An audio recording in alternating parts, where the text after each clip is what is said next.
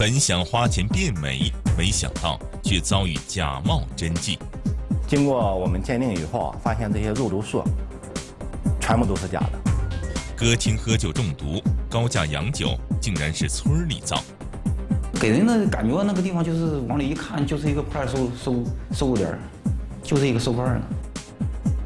欢迎收看《经济半小时》。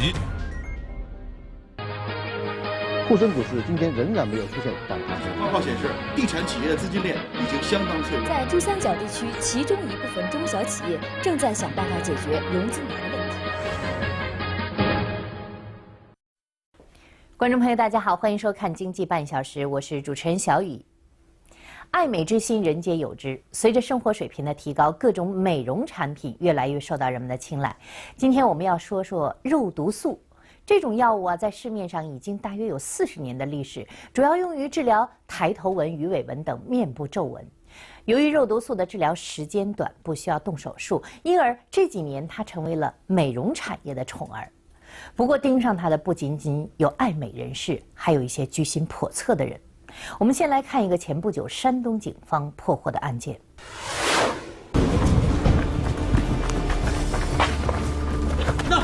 房间，房间，怎么了？房间，关这。怎么了？房间，你姓什么？姓什么？姓肖。啊？姓肖。就是他。这个。对。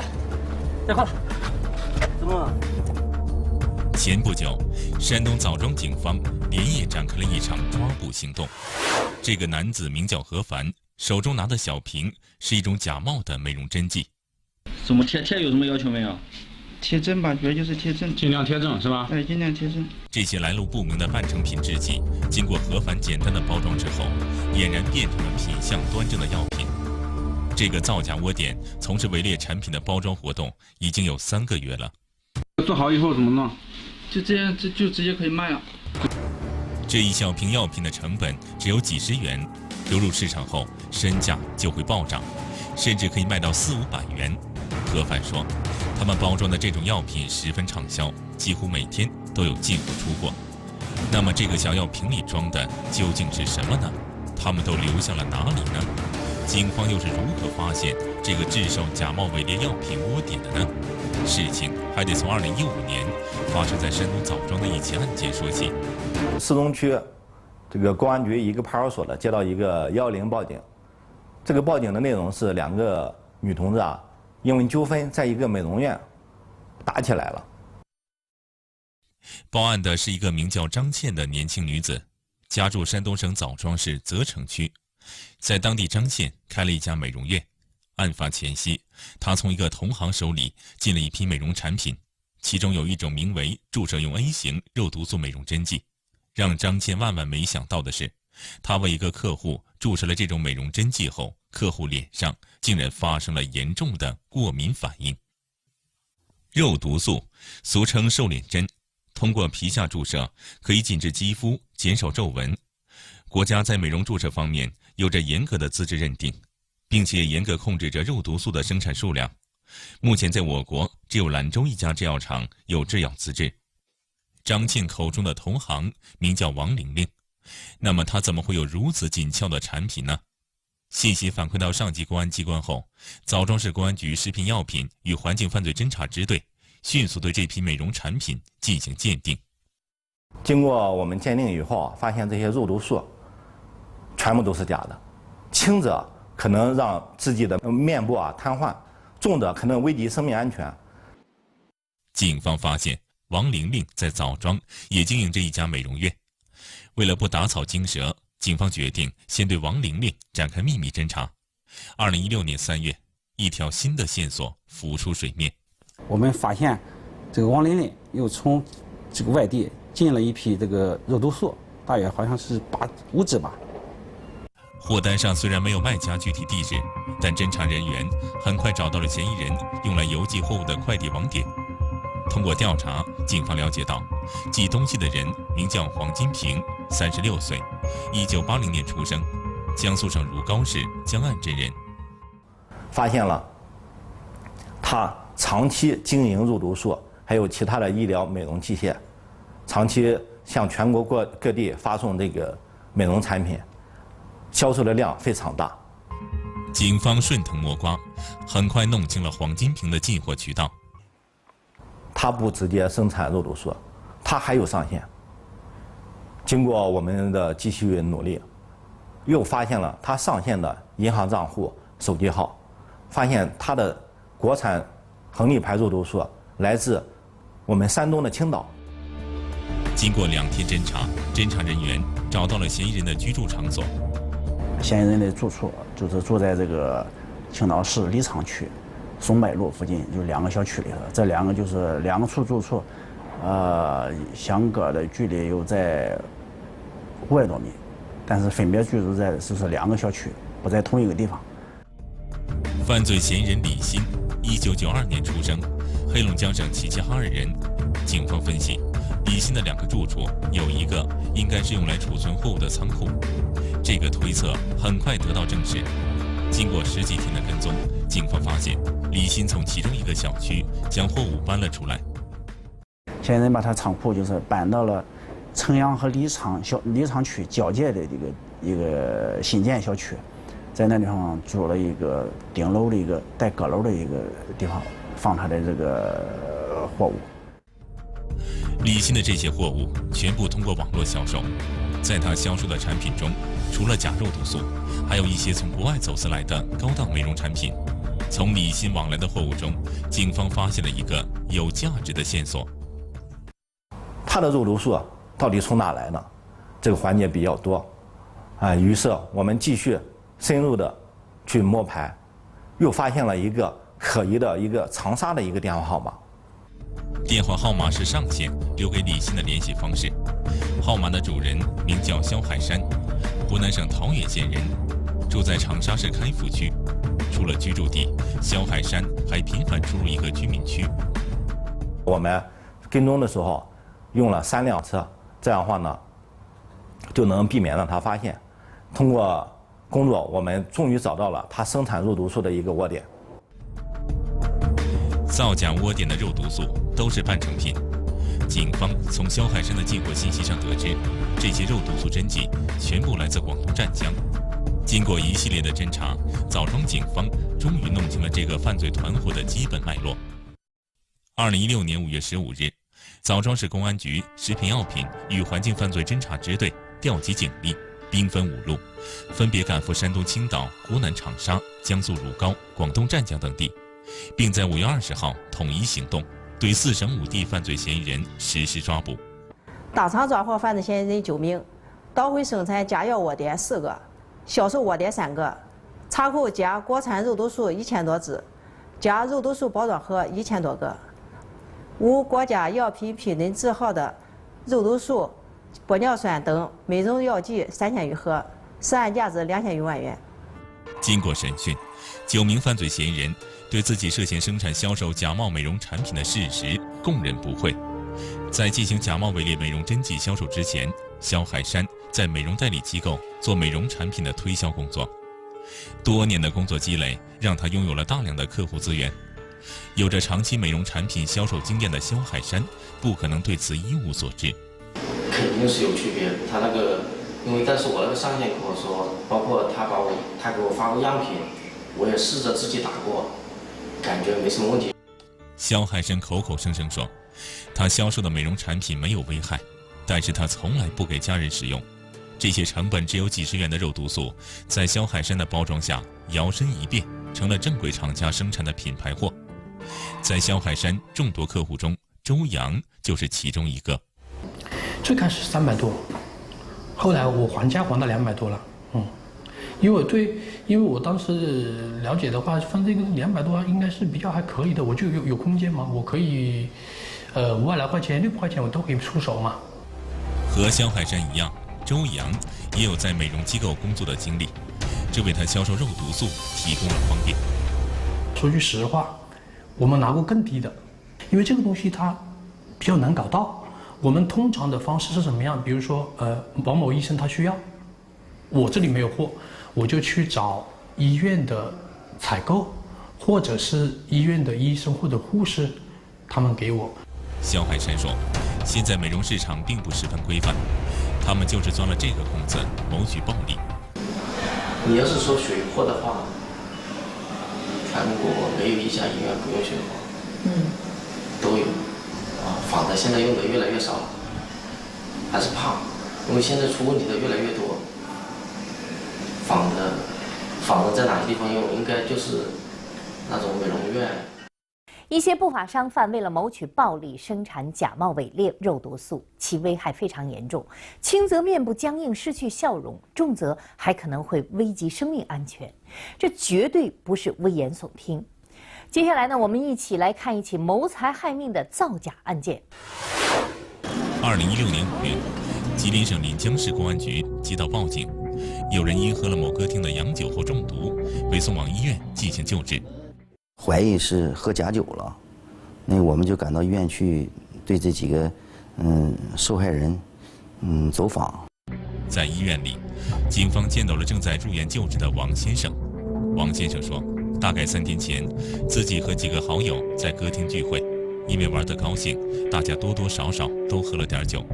平常喝点酒对我们来说都无所谓的，那是感觉确实是喝多了，就是头疼，感觉身体现在浑身疼，就没有劲儿，很头疼迷糊。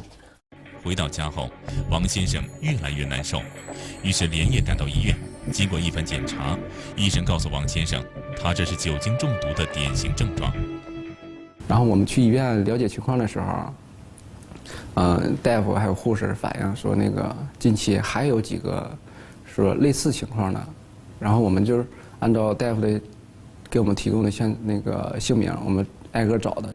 经过询问，警方了解到，这几名酒精中毒的患者在同一家歌厅喝过同一品牌的洋酒。感觉这个事儿挺严重的，让我们那个治安大队和经侦大队成立了一个联合专案组，就是对这个 KTV 进行检查。我们去了 KTV 之后，把那个他销售的洋酒全都查封。随后，警方以买家的身份联系张先生的供货商。我要买洋酒，那个电话那说你想买什么洋酒，我们这儿都有，然后价格保证全国最低价，而且保真。通过电话跟嫌疑人谈好价格后，警方订购了几箱洋酒，嫌疑人留下了一个用于支付货款的银行账号。警方立即对银行账号和发货地址进行了跟踪调查。我们就根据这2个线索，我们联合专案组就是奔赴郑州进行工作，然后通过这个单子，我们找到了这个发货的货站，寻找看是谁发的这样的货。经过了10多天的蹲守，一辆可疑的面包车进入警方视线。这辆面包车到达物流站点后，一名男子从车上卸下几个纸箱，熟门熟路地搬进发货仓库，而这些纸箱上都有黑色箭头，跟警方买到的假洋酒的外包装非常相似。发的货，他们的就标识性特别强，然后箱子上面会有黑色的箭头、红色的箭头，因为它货物特殊嘛，酒，然后他们会有方向，所以说他们的货物会有特殊的标志。这些纸箱里装的很有可能就是假洋酒。为了证实这个猜测，警方需要打开外包装进行确认，但担心直接对物流公司的工作人员进行询问会打草惊蛇，于是决定化妆成物流公司的客户跟工作人员聊天，吸引他们的注意力。另外一名同志就到他发货的这个货场去转了一下，把这个发货的货箱轻轻抠开一看，果然是这个假洋酒。随后，警方开始监控可疑面包车的行车轨迹，发现这辆车在这个物流站点和郑州近郊的一个村子之间多次往返并停留。当我们到那个别墅区的时候，发现，是不是跟错了？可能说，住在别墅区里边，生产洋酒或者卖洋酒有点不太现实。带着疑问，警方继续蹲守和跟踪。2天后有了进展，他们发现这辆面包车每天都会经过别墅区，进入村子深处的一片核桃林。在那块有平房，有一排平房，他到那里之后，往面包车上装东西，装完东西了，我们接着跟着他就又去那个物流发货了。回来的时候车里就空了。那么这排平房会不会就是储存假洋酒的仓库呢？由于核桃林位置偏僻，平时鲜有人进出。如果警方贸然进入核桃林，很可能会引起嫌疑人的警觉。为了找到生产窝点，侦查员只能用最传统的办法，继续进行24小时监控。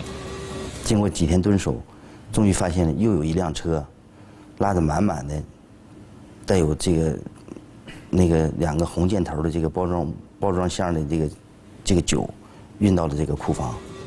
侦查员立即锁定了这辆车，并秘密跟踪，直至距离仓库10几公里外的一个小村庄。嫌疑车辆在一处破旧的农家院门口停了下来。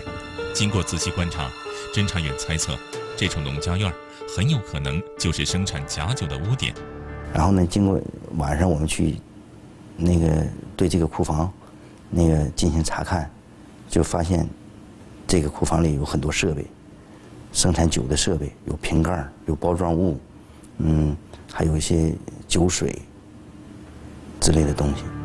除此之外，警方还在这处生产窝点发现了另外2名可疑男子，他们之中，一名负责组织安排人手，另一名则负责组织生产假洋酒。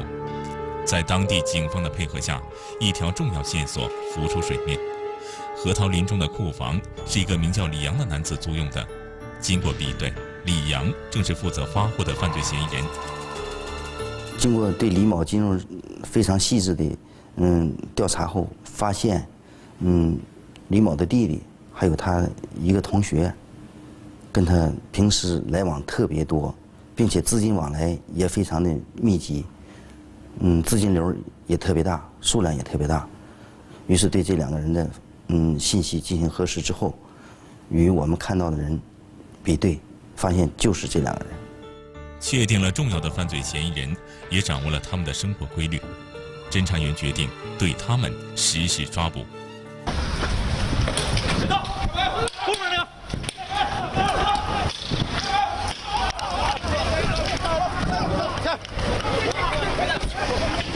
拦住他！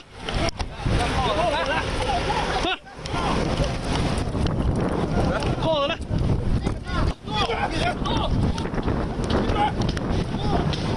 李阳的落网并不代表案件的终结。据李阳交代，他们生产的假洋酒销售量较大，常常生产速度赶不上销售的速度。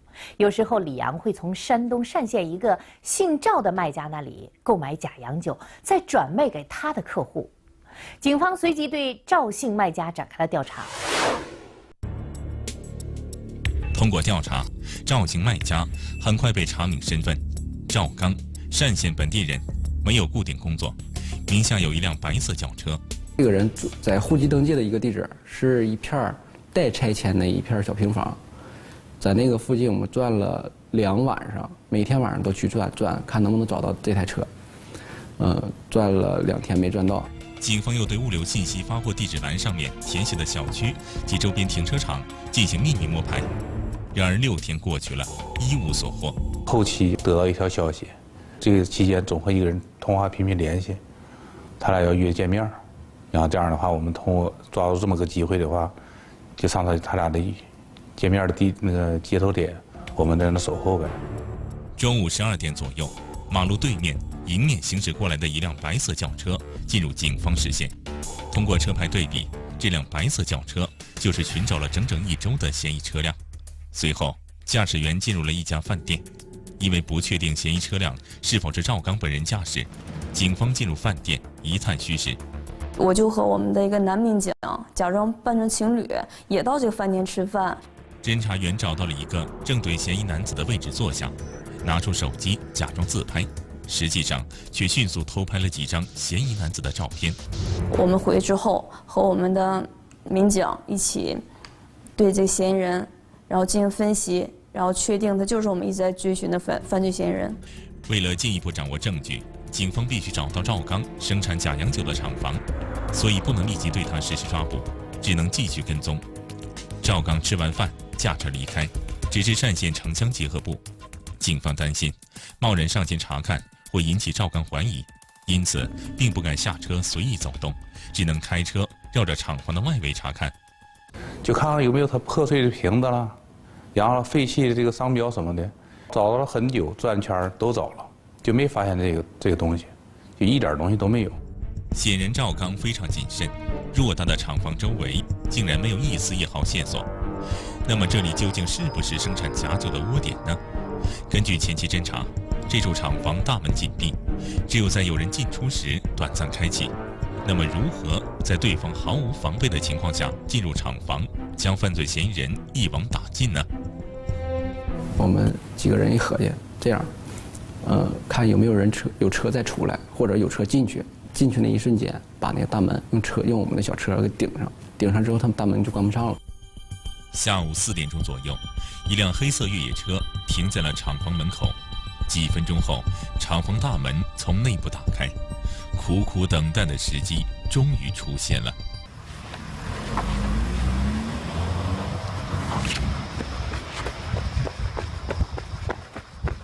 他的车刚开进去，我们车就给顶到大门口，就把门给顶上了，我们就冲进去了。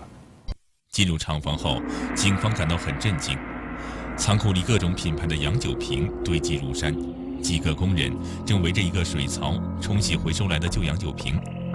2条生产线正在运行，此外还有2条全新的生产线尚未投入使用。在现场查获、扣押犯罪嫌疑人进行生产、制售，包括假冒商标、生产成品和半成品，对整个的假洋酒的制假过程、售假过程，包括它的详细的流水以及详细的制假过程、销售网点、销售网络、销售渠道都进行了精确的打击。审讯中，赵刚等人均对自己制假售假的事实供认不讳，他们也明确表示，作案前就知道自己的行为触犯了法律，但是还是抱有一丝侥幸心理，铤而走险。想到这小地方还能出多少事？一般在乡里没谁注意这，再一个那个地方也没人去，给人的感觉那个地方就是往里一看就是一个派出所收购点，就是一个收贩的。赵刚交代，给他干活的都是些临时工，他们被带回厂房后，连续工作几天，之后结清工资，让他们离开厂房。他们雇佣这些人几乎4、5天就一换，就是他们今天雇佣了10几个人，然后4、5天之后，然后就换一批，再重新雇佣。这样的话，就是他们每个人都不会掌握特别多的信息。这些临时工只负责在固定的区域清洗赵刚回收来的洋酒瓶。对于赵刚是做什么的，这些洗好的瓶子有什么用途，他们竟然一无所知。赵刚交代，制售假洋酒这个行当有一个相对固定的网络聊天群，群里有调酒师、大量的买家和卖家，不仅可以买到成品假洋酒，甚至连洋酒瓶、调酒香料、食用酒精等制作假洋酒的材料都应有尽有，只是大家都是熟悉的陌生人。不知道，这都不用这些名，谁知道叫啥？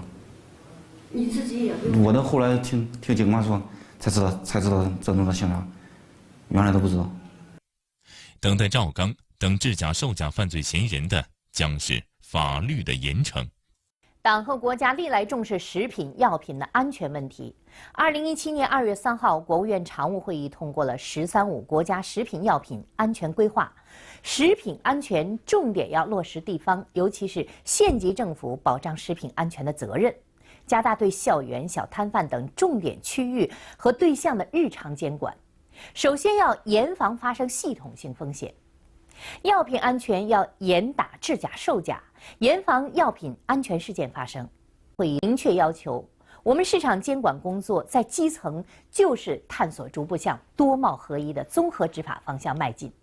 而综合执法最重要的对象就是与百姓生活息息相关的食品药品这些必需品。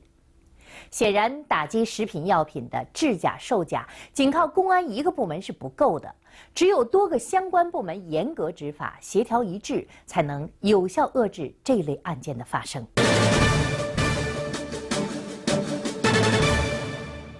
好了，观众朋友，今天的经济半小时节目就是这些内容。如果您还想关注更多的信息，就请下载央视财经客户端。谢谢收看，再见。